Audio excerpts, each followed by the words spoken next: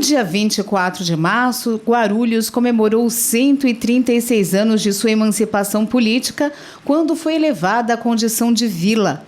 Apenas 26 anos depois, a partir da Lei Estadual 1038 de dezembro de 1906, atingiu a categoria de cidade e sede do município. No programa de hoje, você vai conhecer mais sobre a separação de Guarulhos e São Paulo, quais foram os fatores que tornaram possível a emancipação, além dos desdobramentos políticos e econômicos desse fato que marcou a história da cidade. Agora, no Câmara em Pauta. E para falar sobre o tema de hoje, nós convidamos o professor Rômulo Ornelas, que é vereador pelo PT, presidente da Comissão de Educação, Cultura, Esporte, Lazer e Turismo e professor de História e de Geografia. Obrigada, vereador, pela participação. Cumprimento a todos e a todas que estão nos assistindo. Nós convidamos também o historiador, contista e um dos fundadores do movimento Guarulhos Tem História, Elton Soares. Elton, obrigada por ter aceito o nosso convite. Legal, estamos aí. Tá? E vamos começar falando aí sobre esse nosso tema, que é a emancipação política de Guarulhos, tentando entender o que era Guarulhos antes dessa emancipação política. Elton, o que significa ser uma freguesia? Guarulhos era uma freguesia desde 1685, a emancipação política aconteceu em 1880. O que significava ser uma freguesia naquela época? Então, freguesia na época, a palavra freguesia vem de fregueses, né? Que era os filhos da igreja. Se você traduzir do latim, então já existia um grupo de pessoas ali no entorno da Rua Dom Pedro que justificava você elevar a capela de Nossa Senhora da Conceição à condição de paróquia. Então esses fregueses, que já existiam em um número razoável de pessoas, eles já seriam capazes de manter a presença de um padre, que é aquele que oferece os 7 sacramentos da igreja. Então o batismo, o casamento, a unção dos enfermos, né, a crisma, que é a confirmação do batismo. Então já existia um grupo suficiente de pessoas para manter uma paróquia. Então Guarulhos é elevado da condição de aldeia para a condição de freguesia. Mas, ao mesmo tempo, o governo, na época, o período colonial português, elevou também a antiga aldeia à condição de distrito. E aí foi nomeado o primeiro juiz que era arrecadador de impostos, que era chamado juiz de vintena. Então, Guarulhos é elevado a distrito, a freguesia em 1685, e tinha sido elevado à primeira condição jurídica do Estado de distrito em 1675. Então, isso acontece quase que ao mesmo tempo. E tem uma coincidência de datas de importância histórica, porque se você já tinha um juiz de vintena, é porque você já tinha também de quem arrecadar esses impostos, né? Então, a igreja também eleva logo em seguida a antiga aldeia à condição de freguesia. E em que contexto que acontece a emancipação, a transformação, né, do que era freguesia para a vila? E aí, a vila de Nossa Senhora da Conceição de Guarulhos. Em que contexto acontece essa emancipação? Olha, em termos de contexto econômico, vamos dizer o seguinte: Guarulhos vai ter uma lavra de ouro, ou várias lavras de ouro. Quase que um território aqui de Guarulhos era de lavras de ouro. Então, essa exploração vai de 1589, quer dizer, Guarulhos tem a primeira lavra de ouro do Brasil, né? Antecede em mais de 100 anos a mineração em Minas Gerais e vai durar até 1820. De 1820 até 1880, 1870 mais ou menos, o município fica sem uma vocação, né, econômica. E aí, a partir de 1870, começa um processo intenso em Guarulhos, que é o processo de exploração de olarias. Então é quando você também já tem a chegada de famílias imigrantes estrangeiros, no caso italianos, alemães, os primeiros libaneses, né? E um outro fator importante também é que essa chegada dessas famílias também ela coincide com o fim do trabalho escravo, que já estava sendo profundamente questionado. Guarulhos, nesse período, vai perder gente porque está sendo vendido no mercado interno de escravos. Então, é bem nesse contexto da virada a partir de 1800 e na segunda metade do século XIX, é que Guarulhos vai passar por essa transformação econômica e também por essa transformação política, sendo criado a vila, que hoje a gente chama de município. Rômulo, o que significa essa emancipação política para uma cidade? Você transformar, né, eu quero uma freguesia em vila, você realmente ter a primeira Câmara Municipal, então a Câmara nasceu em 1881, um pouquinho depois da emancipação. O que significa isso do ponto de vista político? Primeiro você tem que nortear, colocar o período histórico que foi essa emancipação política. 1880 ainda é o período da monarquia no nosso país, né? Está indo para o fim da monarquia, né? E também o período também, o declínio da escravidão, né? A emancipação significa aquele povo ter uma participação política na vida política da cidade, né? Mesmo sendo que esse grupo, essa participação política é de um grupo elitizado, de um grupo pequeno, né, na vida da cidade. Mas houve essa emancipação política em 1880, a cidade de Guarulhos, né, dentro de uma realidade monárquica, né, e logo depois que vem o período republicano no Brasil, né, e entra aquele período, né, república, quer dizer, a participação da população, mas mesmo assim com várias interrupções. A democracia, né, ela, como sempre, ela sempre teve as suas interrupções aqui no nosso país, nem só na cidade de Guarulhos. Elton, como que aconteceu essa emancipação, né?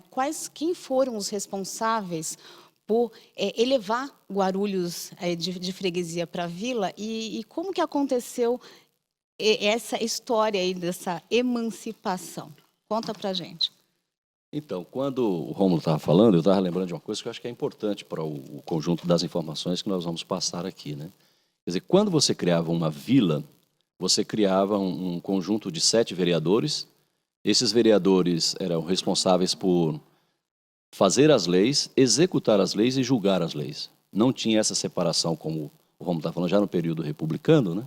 Então, a Câmara ela tinha essa função, vamos dizer assim, triplamente, né, dos seus membros. Então, isso naquela época significava vila. E significava também ter uma vila, significava você ter um pelourinho.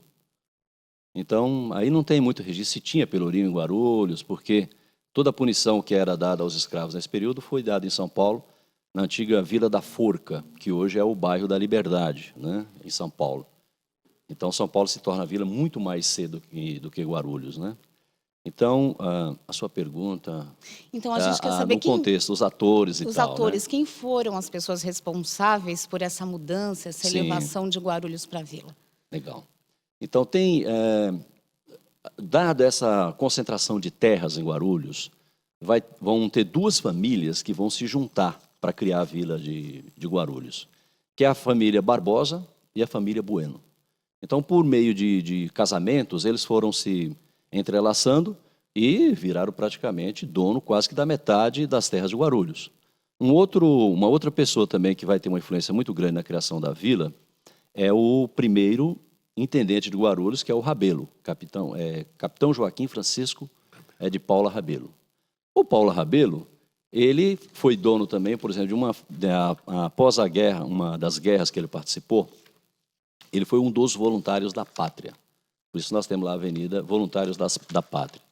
Ele recebeu uma pequena fazenda que vinha de Santana, Tucuruvi, ia até Mariporã, e depois chegava até uma parte de Guarulhos, Cabuçu, uma parte aqui também onde é hoje o Padre Bento, era a terra da família dos Rabelos. Então essas 3 famílias, Bueno, Barbosa e Rabelo, eles vão casar os filhos entre eles. E aí eles tinham muita terra, mas essa terra estava desvalorizada, não tinha muito valor comercial. Então o que ocorre? Eles falam, olha, nós pagamos os impostos. E esses impostos estão indo para onde? Esses impostos estão indo para São Paulo.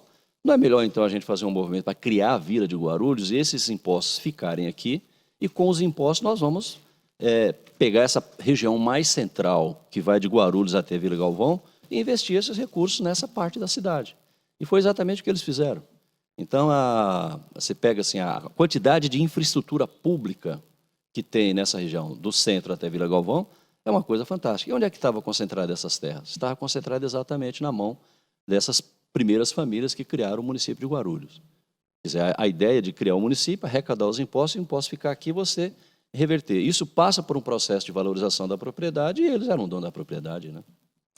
Rômulo, o Elton Soares explicou para a gente que, logo no início, quando foi instalada aí a primeira Câmara, o presidente da Câmara era também o intendente, na verdade, né? Então, ele é responsável tanto pelo Poder Executivo quanto pelo Legislativo. Na sua opinião, o que representa aí essa centralização do poder? O que significa centralizar o poder na mão, por exemplo, de uma única pessoa, que era o Joaquim Francisco de Paula Rebelo? Isso era comum, foi comum no país como todo, a formação do Brasil era comum essa concentração desses grupos que detêm o poder econômico, né? Até hoje, você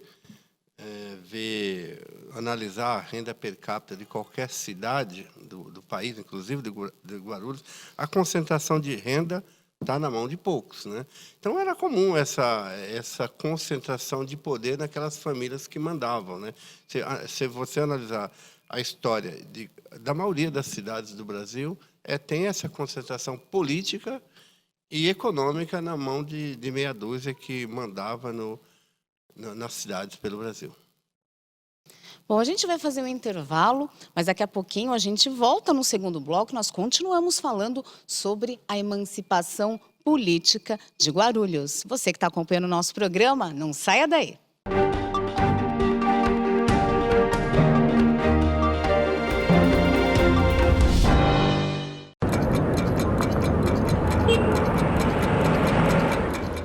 Como funciona e é organizada a segurança pública no país, no estado e em Guarulhos?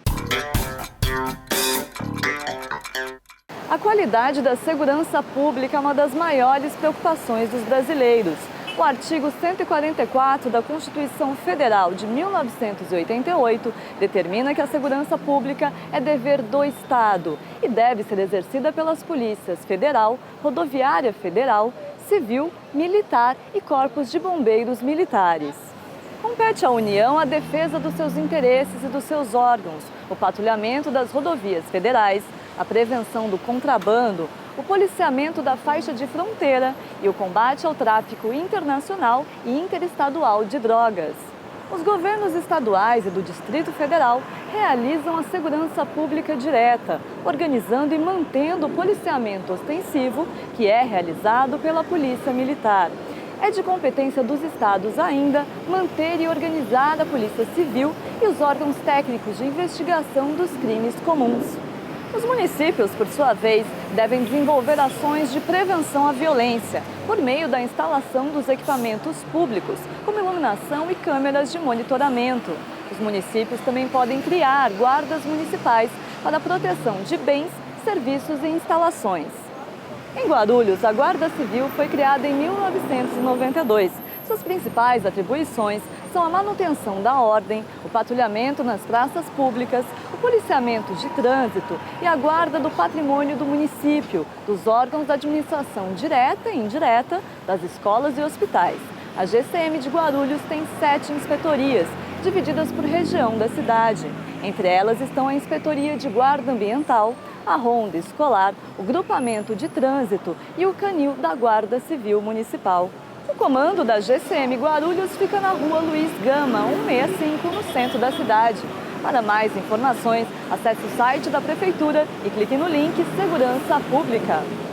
E se você tiver alguma dúvida sobre o Poder Legislativo Municipal e outros serviços públicos e quiser ver a explicação aqui no Minuto Cidadão, entre em contato com a TV Câmara Guarulhos. Até a próxima!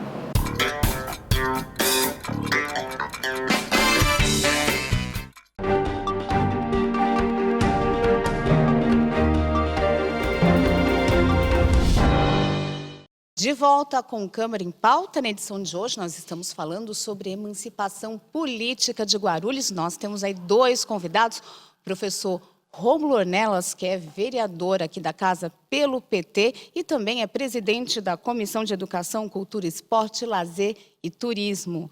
E nós convidamos também, está aqui debatendo com a gente, o historiador Elton Soares. Elton, a gente estava falando ali sobre a formação da primeira Câmara, isso no primeiro bloco, foram escolhidos 7 vereadores, né, como você contou para a gente. Como que eles foram escolhidos? Na época não tinha eleição direta como nós temos hoje. Como que era a escolha? Olha, só queria voltar uma coisa no bloco anterior, que é a primeira sede da Câmara, que era na Rua Dom Pedro II, na esquina com a Dom Pedro, com a Felício Marcondes, do lado direito, para quem fica de costa para Dom Pedro, foi doada por Bonifácio de Siqueira Bueno, que vem dessa tradição do Amador Bueno da Veiga, que era o proprietário da antiga fazenda Bananal, que Guarulhos era o fundo da casa dele. Então, ele morava na Penha, quem passa ali na Penha vê lá assim, Avenida Amador Bueno. Então, trata-se do bandeirante paulista Amador Bueno da Veiga. E a fazenda dele pegava, subindo pelo Parque Secap, o Baquerivu, está bastante modificado, vinha até aqui a Secretaria de Educação, onde tem ali a Rua Claudino Barbosa, aquela coisa ali, tudo do mesmo ramo familiar, né? E até Mariporã.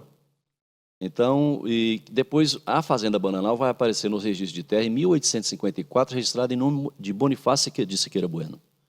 Então, o Bonifácio Siqueira Bueno é o primeiro mestre-escola de Guarulhos. Quer dizer, na época que o mestre-escola tinha um papel de ir, passar a lição, depois voltar, pegar. Então, eles resolveram doar uma propriedade na Rua Dom Pedro para instalar a primeira sede. Quer dizer, para corroborar com aquela ideia de que essas famílias estavam por trás da questão da criação do município, né? Agora, a eleição, aí a gente pode aprofundar mais esse dado, mas participou da primeira eleição para eleger essa primeira Câmara 34 pessoas. Então, só votavam os chamados homens bons da terra. Mulher não votava. Então, primeiro é o seguinte, a mulher só vai conquistar o direito de voto no Brasil a partir de 1932. Escravo não votava. Indígena não votava. E para ser um homem bom da terra, a pessoa tinha que ter uma renda acima de R$200 mil anual, ela tinha que ter propriedades de terra, fazendeiros, né? Tinha que ser católico, praticante, e aí ela reunia alguma das condições para ser a pessoa que ia eleger essa primeira Câmara, né? Então, os primeiros 34, e lembrar o seguinte, quer dizer, o município, o que é hoje Guarulhos, ele era muito maior. Guarulhos englobou nesse primeiro momento a Penha, depois também veio junto Mariporã, que é antigo Juqueri, e hoje Mariporã, ela desdobrou em 3 outros municípios, que é Francisco Morato, Franco da Rocha e Caieiras. Então, imagina o tamanho que era esse município, né? Isso então, foi até 1889, no caso da perda do Juqueri, que era Mariporã, Penha, né? Penha perde em 1886, ela volta a ser a freguesia da Penha, e Juqueri emancipa, criando o próprio município em 1889, né? Então, olha o tamanho que era esse território. E só 34 pessoas, que eram os homens bons da terra, que podiam decidir os destinos desse conjunto da Casa da Câmara, né? Rômulo, a gente viu que as eleições eram, enfim, controladas por um pequeno grupo aí de 34 pessoas para toda aí uma vila que era bastante grande. O que, do ponto de vista político, isso representa? Representa que, como sempre, um grupo que detém o poder econômico manda na cidade. Isso aí, ao longo dos tempos, né? Mesmo no período republicano, a eleição ela é proveniente, né? Ela é feita em torno de um grupo econômico que manda na cidade, né? Mais recentemente, com a organização da grande mídia, né? Desde o período Vargas, com a era do rádio, agora com a era da TV, é aquele grupo econômico que eu também posso chamar de homens bons, né? Que detém um poder econômico que faz acontecer e faz com que elege aqueles representantes, né? É bem verdade que no processo, principalmente no processo democrático, pós-golpe de 64, pós-anistia, né? Houve uma maior participação popular, né? Nós vivemos um período mais democrático de participação popular e ascensão de pessoas ao poder. Aqui na América Latina é muito comum, né, pessoas do povo, da população, que não tem ligação com a castra que manda no país, historicamente manda no país, então sobe ao poder. Isso aqui nos países da América Latina tem essa tradição, né? Ao contrário da Europa, dos Estados Unidos, que pessoas comuns não se ascendem ao poder. Então, essa maneira de eleição, essa maneira de ascensão ao poder, ela, no período da emancipação política de Guarulhos, ela foi, lógico, como outras cidades, foi concentrada a um grupo, né? Agora menos. Elton, você estava falando dessa questão de que Guarulhos perdeu aí território, né? Isso entre 1886, perdeu Penha, 1889, perdeu Juqueri. O que significou essa perda para a cidade? Houve aí alguma mobilização política, alguma crise política? Qual foi o reflexo dessa perda? Então, acho que em relação à Penha, ela é um bairro muito antigo de São Paulo, né? E lá estava concentrado, talvez, os familiares, os remanescentes dos familiares do Amador Bueno da Veiga. Talvez eles tenham influenciado no tamanho do município, na hora da criação de Guarulhos, e talvez também nesse momento de separação, 6 anos depois, eles também possam ter já influenciado também. É que a Penha, pela Penha, passava a antiga estrada que vinha de São Paulo. Então, ligava São Paulo ao litoral, passando pela Penha, que é a antiga estrada que ligava... Porque, assim, quando você fala... Aí tem umas coisas que a gente tem que alongar, às vezes, um pouco para poder compreender. Então, Guarulhos tinha a Estrada Geral. Quando a Estrada Geral, hoje corresponde à Igreja Matriz, à Rua Dom Pedro. Era um ramal para quem queria ir para Minas e São Paulo, para Minas Gerais, Mato Grosso e Goiás, passava pela Rua Dom Pedro, antigamente. E você tinha uma estrada em São Paulo que ligava a vila a outra vila, que era a Vila de São Vicente, no litoral. E por onde que passava? Passava pela Penha. Então, a Penha sempre foi muito importante. Por ali passou Dom Pedro II, Dom Pedro I, dormia na Penha. Ela já era uma vila. E talvez o que é Penha hoje, mas também estava incluído em Penha, Hermelino Matarazzo, Cangaíba. Então, ela, assim, acho que se sentiu, talvez, os moradores já falaram, pô, nós já somos uma coisa ligada a uma vila de São Paulo, e essa coisa da vila de São Paulo, dos bandeirantes paulistas, era uma coisa muito forte. Aí você vai se ligar a um outro município que está sendo criado agora. Talvez o mesmo movimento que Guarulhos fez na época, que era ter recursos para poder gastar aqui mesmo, a Penha falou, então agora nós vamos mandar o recurso para Guarulhos. Pode ser esse movimento. Não existe um estudo a respeito disso, eu pelo menos não tenho conhecimento, né? Agora, Juqueri, ela já estava muito distante, né? Tinha estradas que ligavam Guarulhos pela Serra da Cantareira, que hoje a gente conhece como Cantareira, mas na verdade era Itaberaba, que é a Serra do Itaberaba, né? Eu acho que essa parte a gente não tem muita explicação, mas também era uma região de mineração de ouro, né? Então tinha muitas famílias estabelecidas já desde o período colonial, com bandeirantes paulistas também morando em Juqueri. E eu acho que é um momento em que o Brasil passa pela criação de municípios que as pessoas começam a disputar os seus espaços, né? Nós já estamos depois de 500 anos, 380 anos de Brasil já fundado, então já tinha uma concentração de várias pessoas em vários núcleos e que já começava a reivindicar, falou, vamos valorizar nossas propriedades, né? Pode ser isso, né? Uma coisa, agora, Rômulo, a Câmara passou por uma série de idas e vindas, ela foi, enfim, houve uma intervenção em 1891, o governo provisório que se formou da República, ele nomeou 4 intendentes, que foram Felício Marcondes Munhoz, Vicente Ferreira de Siqueira, Antônio Dias Tavares e Luiz Gini, né? Então, houve essa intervenção, a Câmara foi fechada, só houve a eleição, então, em 1894, uma nova eleição. E na década de 30, com a Revolução de Vargas, se dissolveu a Câmara em 1931 e ficou fechada até 1948, foram 17 anos. Quem avaliava as propostas, né, da prefeitura, no caso, era um departamento de municipalidades do Estado, ou seja, né, as questões de Guarulhos não eram decididas aqui, eram decididas em outro lugar. O que isso representa para uma cidade, né? Você que é vereador, o que representa para uma cidade não ter sua própria Câmara, não ter, né, o seu governo local? Pois é, a Câmara, seja ela federal, estadual ou municipal, ela significa ou simboliza, como queira ou de fato, a maneira que a população participe do poder. Ela é o símbolo maior da democracia. Então, a Câmara, um país ou uma cidade com a Câmara fechada significa as liberdades políticas cerceadas. Isso aí é fato, é verdadeiro.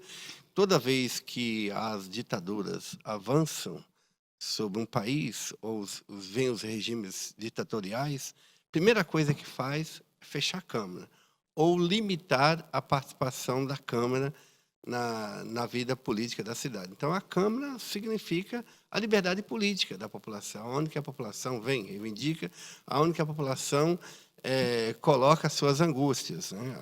A Câmara significa essa liberdade política, essa liberdade de você se expressar, você falar. Então, país que fecha sua Câmara, o país que fecha seu legislativo, é um país que está sob domínio dos tiranos. Bom, e a gente vai continuar conversando sobre isso mais no próximo bloco. E você que está em casa, não saia daí porque a gente vai fazer um pequeno intervalo, mas já volta.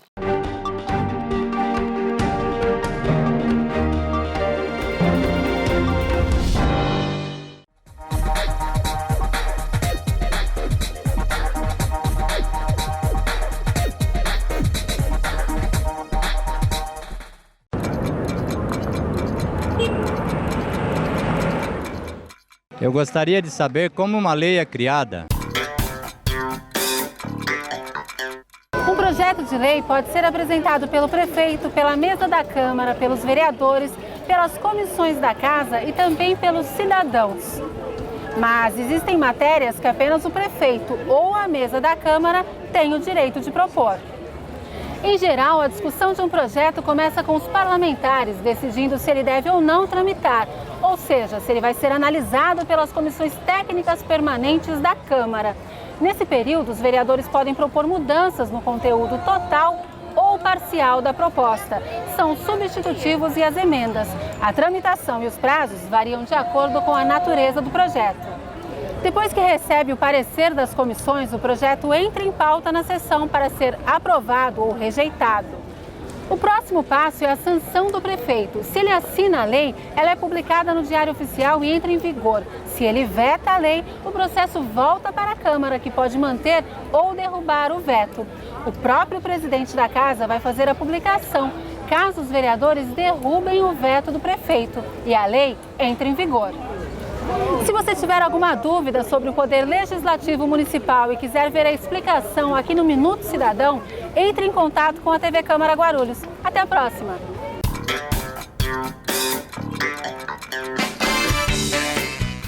Eu estou na TV Câmara Guarulhos.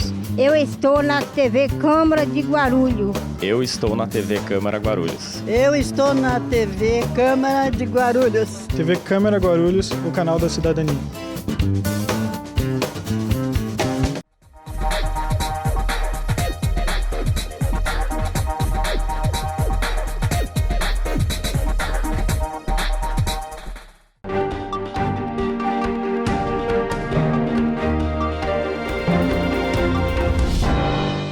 De volta com Câmara em Pauta, na edição de hoje nós falamos sobre a emancipação política de Guarulhos e nós estamos tendo essa conversa com o professor Rômulo Ornelas, que é vereador da Casa pelo PT, e também com o historiador Elton Soares.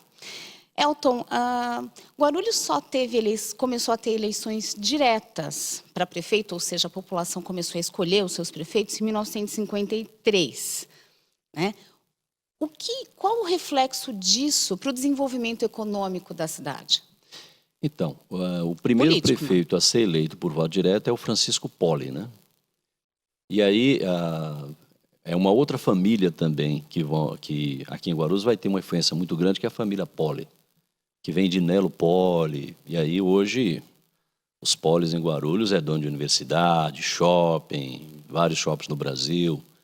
Então, tem essa pequena história, essa passagem, né, que o Francisco Poli é o primeiro a ser eleito. E ele era filho de Nelo Poli, que acabou sendo o cara que comprou a primeira sede da Câmara, que derrubou a primeira sede e construiu uma casa enorme de comércio em Guarulhos, que era a Casa Poli, né? E hoje ainda tem um remanescente que é o Shopping Poli, mas não era naquele ponto. O Shopping Poli é uma segunda casa de comércio que está lá naquele local, né? Então, a importância de se ter o prefeito eleito na cidade é que a cidade começa a ganhar sua própria cara.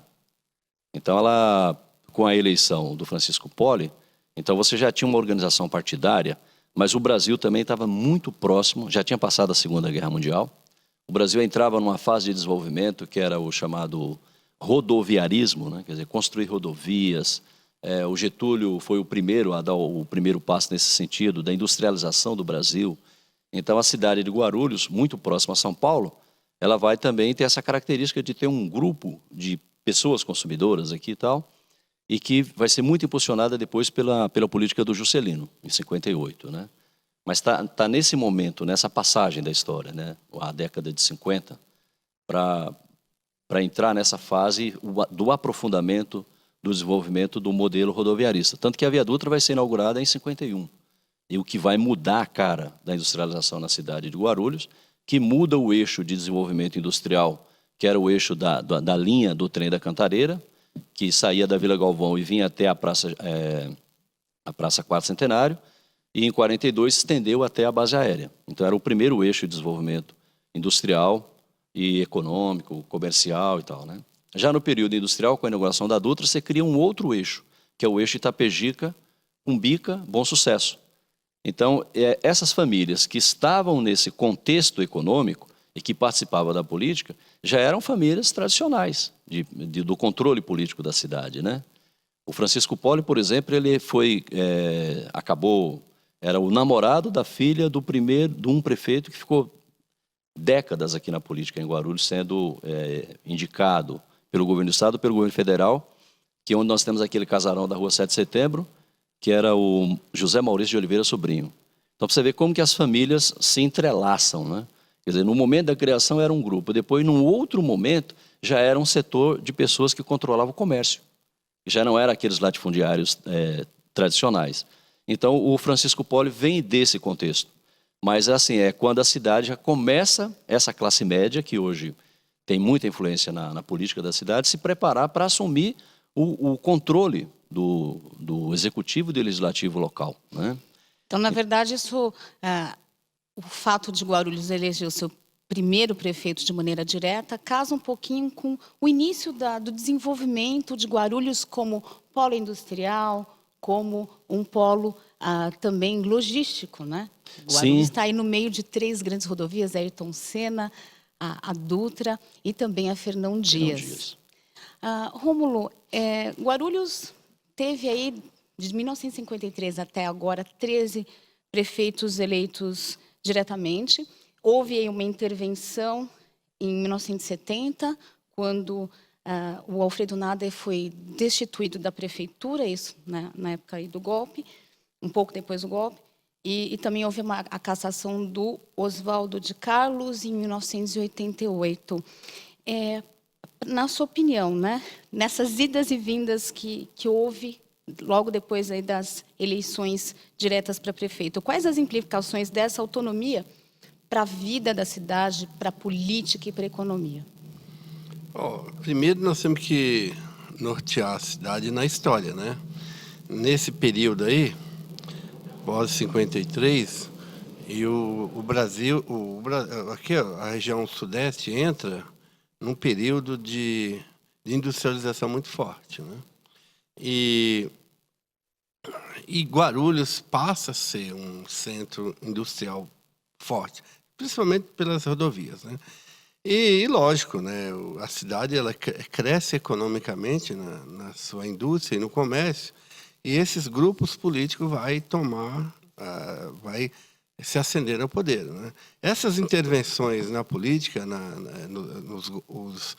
as intervenções, principalmente a de 70, né? Que o prefeito eleito, o Nader, ele é deposto pelos militares, principalmente usando um termo que é genérico, né? Aquele termo de sempre, quando você quer depor um executivo, você usa a palavra corrupção, que acaba tendo apoio popular. E aí foi deposto, né? Eu vou lembrar que um fato histórico dessa Câmara, recentemente, essa Câmara deu de volta ao prefeito Nádia, simbolicamente, o título de prefeito, devolveu a ele, né? Porque da maneira que ele foi deposto, foi de maneira ilegal, de maneira absurda, né? Sem nenhum argumento, sem nenhum uma acusação legal em cima do prefeito. E aí essa Câmara devolveu ao Nádia, né, na Comissão da Verdade, né, que foi feita aqui na Câmara, para devolver ao prefeito Nádia o título de prefeito de volta. É isso. Elton, como que você avalia aí esses 136 anos de emancipação política de Guarulhos? O que representa a emancipação política do ponto de vista histórico, econômico, para a cidade? Como que a gente tem que celebrar essa data? Então, esses 136 anos, ele é emblemático pelo processo de transformação urbana que a cidade passou, né? Primeiro que o desenvolvimento do ouro, toda essa parte da mineração de ouro, ele aconteceu na parte norte e nordeste de Guarulhos. Então, ali aquela região do Bom Sucesso, Itaberaba, Capelinha, Morro Grande, quer dizer, ficaram os vestígios de uma arqueologia da época da mineração de ouro, né? E esse momento novo do desenvolvimento, ele tem um deslocamento para em torno das subbacias do rio Baquirivu-Guaçu, Tietê e Cabuçu de Cima. Então, nós temos na parte alta um primeiro momento de desenvolvimento, depois na parte baixa, na parte plana, mais assim vamos dizer, que se aproveita desses recursos de sedimentos, né, para poder assentar e fazer o seu desenvolvimento. Tanto na questão do tijolo, que podemos chamar das olarias uma proto-indústria, e também na questão da indústria. Quer dizer, todas as indústrias de Guarulhos estão assentadas em cima de um riquíssimo aquífero chamado Aquífero Cumbica. É o maior aquífero de água subterrânea que nós temos na região metropolitana e onde as indústrias extraem toda a água para a sua produção. Eles não têm problema de fornecimento de água, fica tranquilo. Só falta água para a população. Só falta água para a gente pobre, né? E quem até conhece um pouco da história das lutas populares, o Rômulo é uma pessoa que é a região do Pimentas, na década de 80 nós lutávamos para ter água nessas regiões. E para a indústria nunca faltou água, né? Então, essa água subterrânea que está concentrada também ela vai favorecer essa atração. Outro aspecto é a questão da localização geográfica de Guarulhos, que nós chegamos a conversar um pouco. Guarulhos está entre São Paulo, Minas e Rio de Janeiro. Então, essa posição geográfica também vai favorecer esse momento. Então, a cidade, que era uma cidade que eu não tenho o dado exato, que posso localizar daqui a pouco aqui, e passar, quer dizer, por volta de 2.000 pessoas, os habitantes. Em 1953, esse número, daqui a pouco eu passo o número exato, mas ele assim, acontece um processo de transformação intenso de instalação de empresas, centros comerciais, empresas e tal, acompanhado de uma migração nacional. Nós tivemos, para o período de 1880, uma migração estrangeira de italianos, alemães, espanhóis, libaneses, japoneses, até o início do século XX, e depois começa a chegar os nordestinos. Eu sou um caso desse, né? Eu sou baiano, né? O Rômulo é mineiro, certo? Como é que começa essa massa de gente chegar e aí como é que essa mão de obra vai se estabelecer na cidade? Então, a cidade ela passa por uma explosão, vamos dizer assim, geográfica, né? Rômulo, para você, o que significa essa emancipação política de Guarulhos? Pensando até uma coisa que a gente estava discutindo ali no intervalo, que Guarulhos teve a sua primeira Câmara em 1881, mas até hoje não tem uma sede própria, né? A emancipação política teve Guarulhos até hoje, né? Essa emancipação desde o período da construção da primeira Câmara, até hoje a cidade não tem uma sede própria. Então, inclusive, ela funciona num antigo sinistar, né? É meio que improvisado, né? Talvez eu acredito que é uma desvalorização do legislativo. O legislativo não é valorizado como deveria ser, sabendo que a voz da população ela sempre passa pelo legislativo. Então, a cidade ainda está, desse tempo de emancipação, ainda aqui na cidade, ainda está engateando, né? Está engateando. Vale lembrar que também, desde esse período da década de 50 para cá, essa migração, né? Guarulhos tem essa característica bem forte da migração, né? Principalmente proveniente do Nordeste e norte de Minas. Pelo menos eu particularmente sou do norte de Minas. E a cidade como toda, ela é formada por essa população de migrantes e imigrantes, né? Isso é importante estar ressaltando. Então é isso.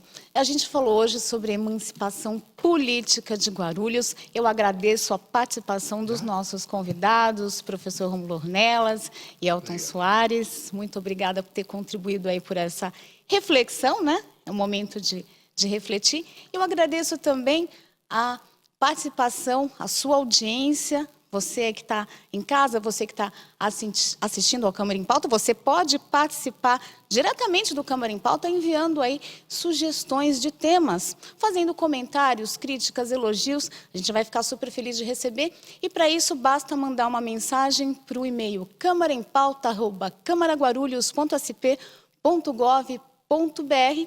Claro, toda sexta-feira você vê o resultado disso, depois do Jornal da Câmara, que tem edição inédita do Câmara em Pauta, aqui na TV Câmara Guarulhos, o canal da cidadania.